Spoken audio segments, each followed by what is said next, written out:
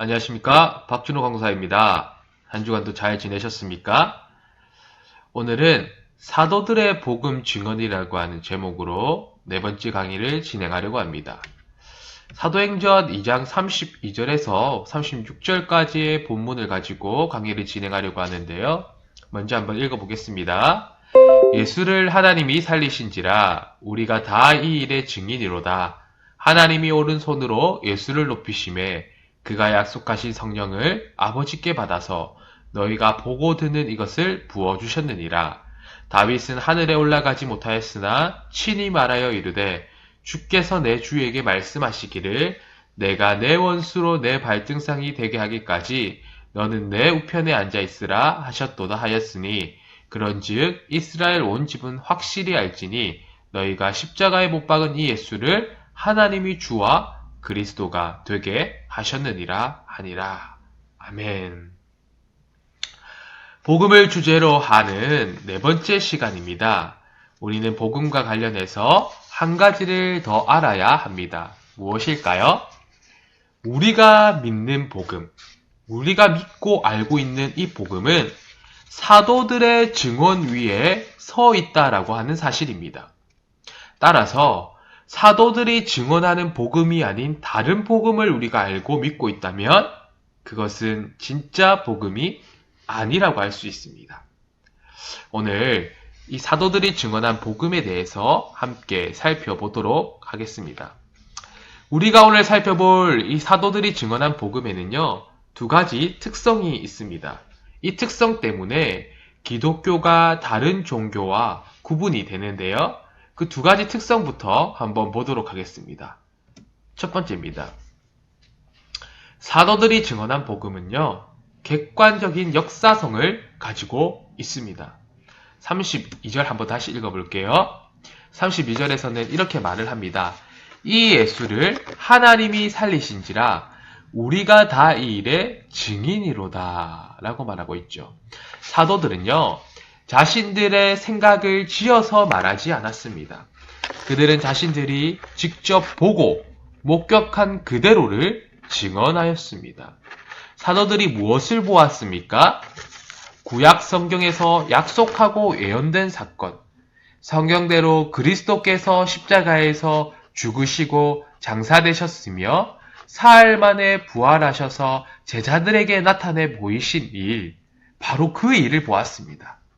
이뿐만이 아닙니다. 사도들은 그리스도께서 승천하시면서 제자들에게 축복하시는 것까지 본 그대로를 증언하고 있습니다. 이 모든 일이 사복음서에 기록이 되어 있습니다. 그런데 여러분, 이런 질문을 해본 적 있으십니까? 이 복음 사건을 왜 4명의 저자가 기록하고 있을까요? 대표로 한 사람만 기록해도 되는 것 아니겠습니까? 그런데 마태, 마가, 누가, 요한 4사람이 이 일들을 다 증언하고 기록하고 있다는 것이죠. 이유가 무엇일까요? 과거에는요, 법정에서 사실이 입증이 되려면 최소 2명 이상의 증인이 필요했습니다. 만약에 증인이 1명이다. 그러면 그 사람의 증언에는 효력이 없었습니다. 예를 들어 볼까요? 누군가 슈퍼에서 비빔면을 훔친 겁니다. 제가 비빔면을 좋아해서 비빔면을 예를 들은 겁니다. 비빔면을 훔친 겁니다. 그리고 한 사람이 그것을 보고는 신고한 거예요. 그런데 과거에는요, 이 사람의 증언만으로는, 한 사람의 증언만으로는 그 훔친 사람을 벌할 수가 없었습니다. 왜냐하면 2사람 이상의 증언이 필요했기 때문입니다. 이런 배경에서 4명의 저자가 복음 사건을 증언했다는 것은 이 사건이 명백한 사실임을 입증해주고 있다는 것입니다. 이처럼 복음 사건은요, 역사 속에서 실제로 일어난 일입니다. 사도들은 자신이 보고 목격한 그대로를 전하고 있습니다. 두 번째입니다. 사도들이 전한 복음에는 신적인 역사가 있었습니다.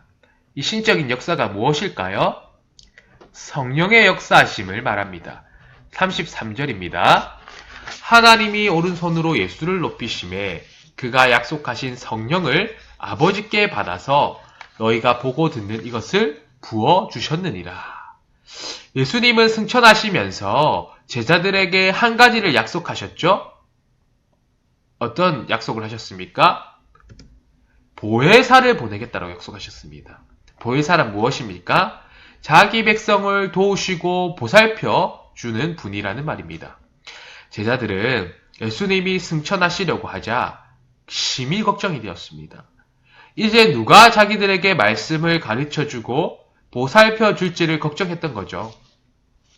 바로 그때에 예수님이 너희에게 새로운 보혜사를 보내주겠다라고 약속하신 것입니다. 이 약속하신 새로운 보혜사가 바로 성령 하나님입니다. 성령님은 예수님의 약속대로 오순절 마가의 다락방에 모인 제자들에게 임하셨습니다. 그리고 참 신기하게도 성령이 제자들에게 임한 후에 이 제자들이 복음을 공개적으로 전하기 시작했습니다. 이전까지는요, 복음을 공개적으로 전하지 못하고 있었습니다. 두려웠거든요. 그래서 암암리에 뒤에서 복음을 전하고 있었죠. 하지만 약속하신 성령이 임한 후에는 그들이 담대하게 복음을 공개적으로 나가서 전하기 시작했습니다. 이러한 일은 예수님이 하신 말씀 그대로였습니다. 사도행전 1장 8절에서 뭐라고 얘기하고 있습니까? 오직 성령이 너희에게 임하시면 너희가 권능을 받고 예루살렘과 온 유대와 사마리아와 땅끝까지 이르러 내 증인이 되리라 하시니라. 예수님이 하신 말씀대로 정말 그렇게 된 것이죠. 따라서 사도들이 증언한 복음은요, 단순한 목격담이 아니었습니다. 사도들이 증언한 복음은 성령의 역사하심 속에서 전해진 증언이었습니다. 그래서 그들이 전한 복음은 모두 일치하는 복음이었습니다. 정말 다양한 사람들이 전하였지만 내용에 있어서는 일치를 이루었던 것입니다. 내용이 다르고 엉킨 복음이 아니라 일치하는 복음을 전하였습니다. 어떻게 이것이 가능했을까요? 이것은요, 신적인 역사, 성령의 역사하심이 아니고서는 설명할 수가 없습니다. 이와 같이 사도들이 전한 복음에는 두 가지 특징이 있었습니다. 객관적인 역사성이 있었고요, 신적인 역사하심 가운데서 전해졌습니다. 이것은 너무나도 중요한 사실입니다. 한번 생각을 해볼까요? 복음에 이 객관적인 역사성만 있다면 어떻게 될까요? 복음 사건이 과연 우리에게 기쁜 소식이 될까요? 아닐 겁니다. 객관적인 역사성만 있다면 그저 2000년 전에 팔레스타인 땅에서 일어난 어떤 사건이 있었다더라, 그 정도로 우리는 여기게 될 것입니다. 역사책을 그냥 펼쳐서 읽으면서 역사 속에서 이런 일이 있었구나 정도로 알고 있었을 것입니다. 그런데요, 복음은 이것으로 끝나지 않죠. 모든 시대와 모든 민족과 모든 사람들에게 복음이 전해지는데 이것이 모든 사람들에게 기쁜 소식이 되는 겁니다. 복음을 믿고 구원받는 일이 실제로 일어납니다. 어떻게 이것이 가능합니까? 성령의 역사하심 가운데서 복음이 전해지기 때문입니다. 사도들은요, 복잡한 이야기를 전하는 것이 아니었습니다. 그들이 본 그대로를 간단하게 전했습니다. 그런데 그 복음이 기쁜 소식이 되었습니다. 당시의 상황을 고려해 보면요, 복음이 전해지는 것이 결코 쉬운 상황이 아니었습니다. 당시 대부분의 나라들은 무엇을 섬겼습니까? 다신교를 섬기고 있었습니다. 지금 이것은 그 당시에 이 다신교에 남겨진 신당들 아닙니까? 당시 대부분의 나라들은 다신교를 섬기고 있었습니다. 한 나라에서 여러 우상들을 만들어 숭배하고 있었습니다. 또한 여러분, 이스라엘을 한번 생각해 보십시오.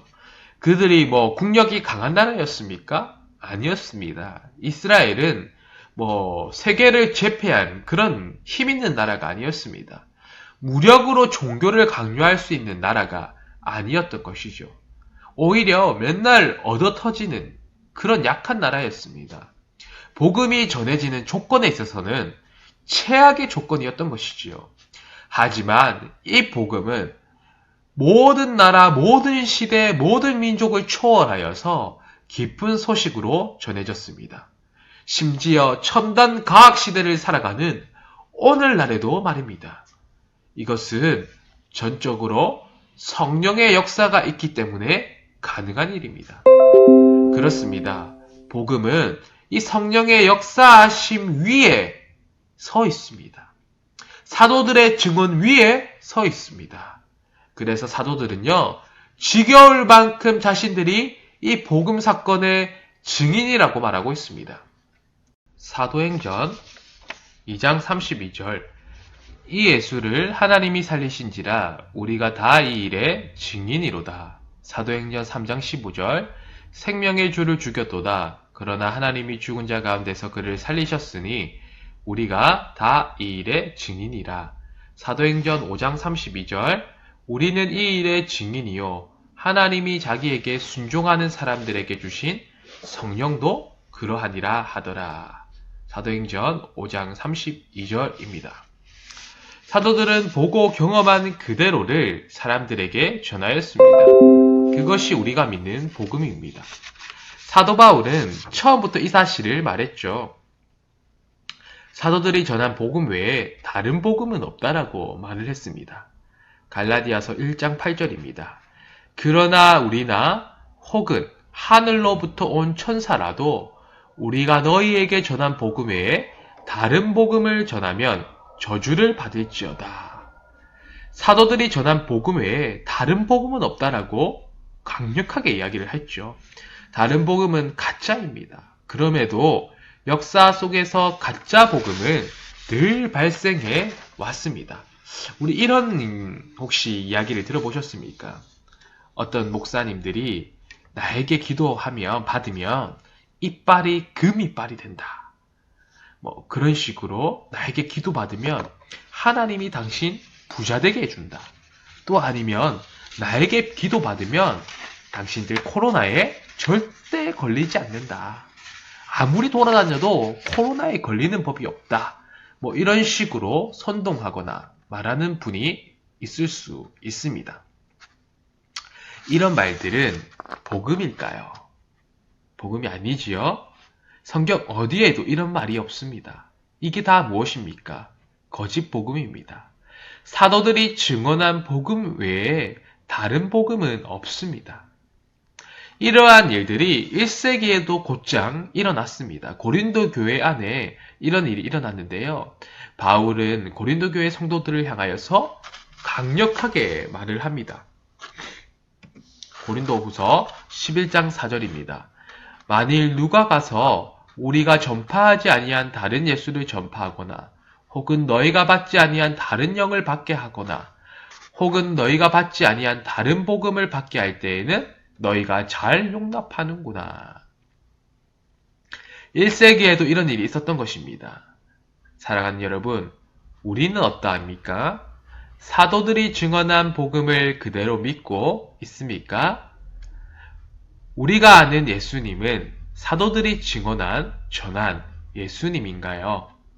우리는 사도들이 증언한 복음, 사도들이 증언한 우리 예수님을 믿고 따라야 할 것입니다.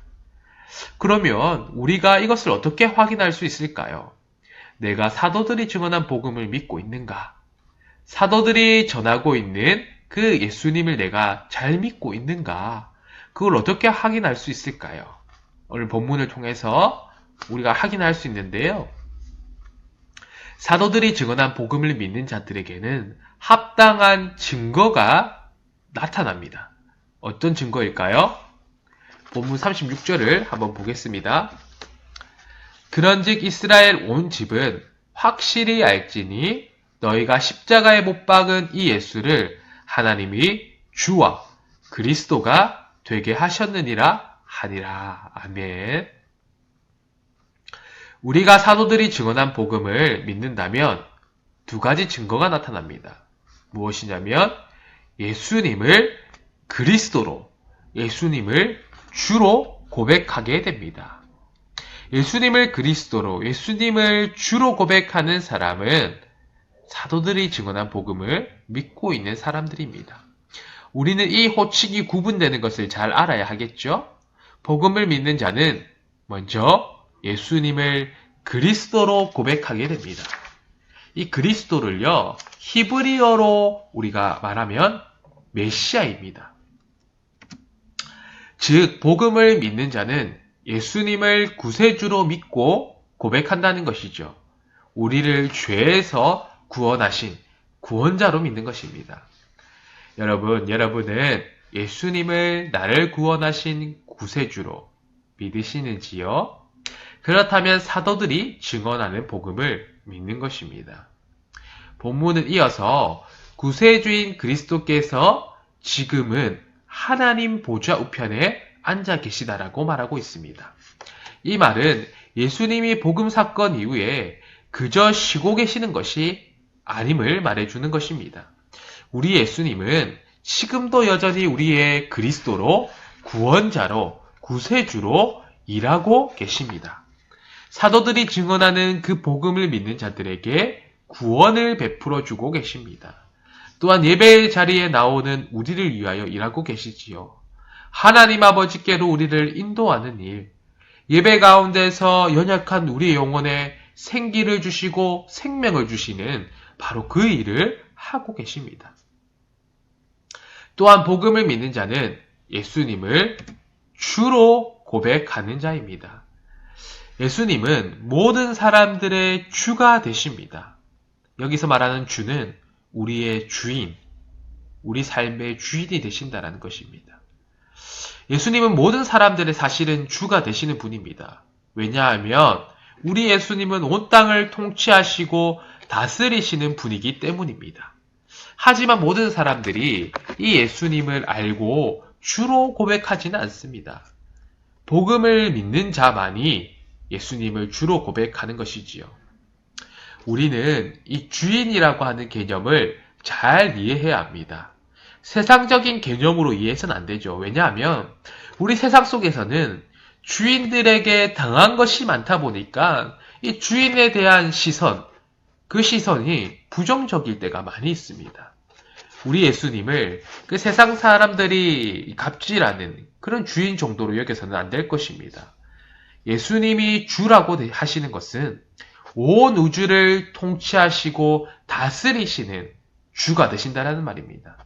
창조주와 피조물의 관계에서 우리의 주가 되어 주십니다. 따라서 우리는 예수님을 주로 모시고 그분에게 순종하는 삶을 살아야 합니다. 이것이 창조주와 피조물 사이에 있는 순종입니다. 여기서 순종은 우리를 막 억압하게 하는 순종이 아닙니다. 우리 인생의 최고의 권위가 예수님께 있음을 고백하는 그런 순종입니다. 사랑하는 여러분, 여러분은 예수님을 어떻게 알고 계십니까? 예수님을 그리스도로, 예수님을 주로 고백하고 계십니까? 많은 사람들이 복음을 이 반쪽만 알고 믿으려 합니다. 예수님을 나의 구세주요, 구원자로만 알려고 하죠. 우리를 죄에서 구원하신 분, 나를 사랑하시고 나를 도우시고 나에게 힘 주시는 분, 물론 맞습니다. 그런데요, 이것이 우리 복음의 전부는 아닙니다. 나머지 반쪽도 알아야 하는 것이지요. 예수님은 우리의 그리스도, 구원자가 되시지만 더 나아가서 예수님은 우리의 주가 되십니다. 주인이 되어주십니다. 우리의 생명을 피로 사신 주가 되시고 온 우주를 통치하시는 주가 되어주십니다. 따라서 우리의 인생, 우리의 삶의 주인은 내가 아닙니다. 우리 예수님, 우리 주님이십니다. 따라서 우리는 예수님께 최고의 권위를 내어드리고 그분을 따라야 합니다. 우리가 사실 그럼에도 불구하고 이 사실을 알고 있음에도 불구하고 이것이 잘 되지 않지요. 우리 인생의 최고의 권위를 우리 주님께 드려야 하지만 나에게 두고 살아갈 때가 많이 있습니다. 다시 한번 우리 이 말씀 앞에서 혹시라도 내 인생의 최고의 권위를 예수님이 아닌 나에게 아니면 다른 어떤 물질에 두고 살아가고 있다면 다시금 우리 삶의 주인의 자리를 예수님께 내어줄 수 있기를 바랍니다. 우리 예수님께 내어 맡기기를 원합니다. 이처럼 복음을 믿는 자는 예수님을 구세주로 믿고 고백할 뿐만 아니라 예수님을 나의 주요, 나의 하나님으로 믿고 고백하는 사람입니다. 정리를 하겠습니다. 복음은요, 성령의 역사하심 속에서 사도들이 증언한 것입니다. 바로 이 사도들의 증언 위에 복음은 서 있습니다. 사도들이 증언한 복음만이 참된 복음입니다. 이 복음을 믿는 자들에게는 두 가지 증거가 나타나죠. 무엇입니까? 예수님을 나의 구원자요, 구세주로 고백하고 믿는 사람입니다. 더불어 예수님을 나의 주로 고백하고 따르는 사람입니다. 입술만이 아니라 전인격으로 고백하는 그런 사람입니다. 사랑하는 여러분, 우리가 한 주간도 이 신앙 가지고 우리 예수님이 나의 구세주요, 나의 주님이란 사실 믿으시면서 바로 그 예수님 의지하면서 살아가시는 한 주간 되었으면 좋겠습니다. 오늘 강의는 이렇게 마무리를 하겠고요. 다음 시간에는 오늘 살펴본 이 사도행전 2장을 가지고 이 복음에 심겨져 있는, 복음에 담겨져 있는 하나님의 약속, 이 복음을 믿는 자에게 약속하신 그 놀라운 약속에 대해서 다음 시간에는 살펴보도록 하겠습니다. 한 주간도 잘 지내시고요. 다음 강의 때 또 찾아뵙도록 하겠습니다. 수고하셨습니다.